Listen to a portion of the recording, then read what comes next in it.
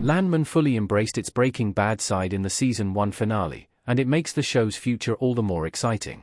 Landman Season 1's ending was action-packed, with the cartel plotline that began with Episode 1 finally coming to its climax. Midway through the episode, Tommy Norris gets abducted by the low-level cartel boss, Jimenez, turning up the show's violence with an oil well explosion, a torture sequence, and the massacre of several cartel drug runners.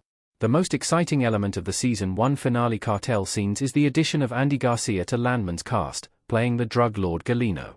Galeno was announced as being part of the series almost a year ago, but he didn't show up until the closing moments of Episode 10, setting up yet another movie star actor for the show's upcoming seasons. Landman hasn't been renewed for Season 2 just yet, but with the show's popularity and the volume of content Taylor Sheridan provides Paramount Plus, it's only a matter of time before it does. Landman's cartel story in the finale is like Breaking Bad. Episode 10's stakes felt like a Breaking Bad episode. Of course, one could say that any show involving the cartel feels like Breaking Bad, but there's a specific aspect of Landman that feels just like Vince Gilligan's AMC masterpiece. Tommy is a competent, imposing man, likely even more so than Walter White in certain ways, but they are both powerless when a bag is placed on their head and forced to their knees with a gun pointed at their head. Taylor Sheridan prepared the Season 1 finale with similar stakes to a Breaking Bad showdown between Walt and Gustavo Fring, and it works perfectly. Tommy arriving back home covered in bruises but refusing to share any of what happened with Angela also feels reminiscent of Walter White.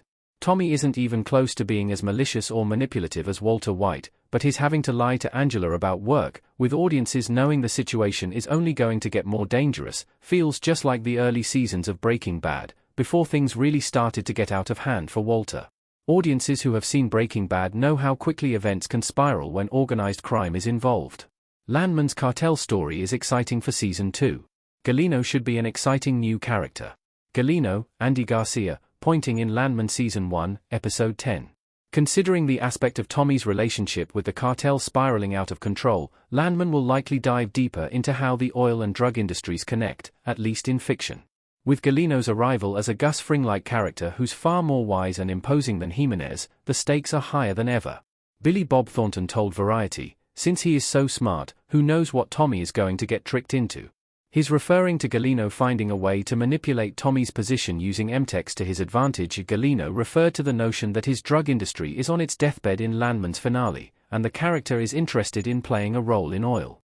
Like how Walter White ended up in an inescapable relationship with Gus Fring, Tommy could easily end up making a deal with the devil in Season 2 by going to Galeno in a time of desperation, only to end up locked in an agreement for him where Tommy is forced to return favors he can't afford to offer. Landman has to get the balance of its stories right. Landman isn't doing justice to its subplots yet. Tommy, Billy Bob Thornton, speaking next to Ainsley, Michelle Randolph, smiling with her hair wet in Landman custom image by Nick Bithrow. An essential part of what made Breaking Bad such an excellent show is that it balanced all its narratives exceptionally. The Walter White cartel conflicts are the meat of the story, but there are also important supporting characters, and the family drama manages to tie it all together. Landman does a fantastic job at making Tommy Norris and his various adventures highly entertaining, but the show has yet to find the key to synergizing that storyline with everything happening to Angela and Ainsley. Given that the cartel member spying on Tommy saw him with Ainsley in Episode 6, it would have been interesting to have the cartel go after his family, forcing him into an even more difficult situation and connecting the women to the central story.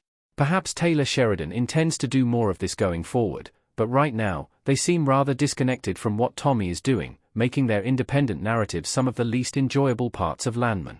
Both characters have potential, but balancing the show's stories is crucial.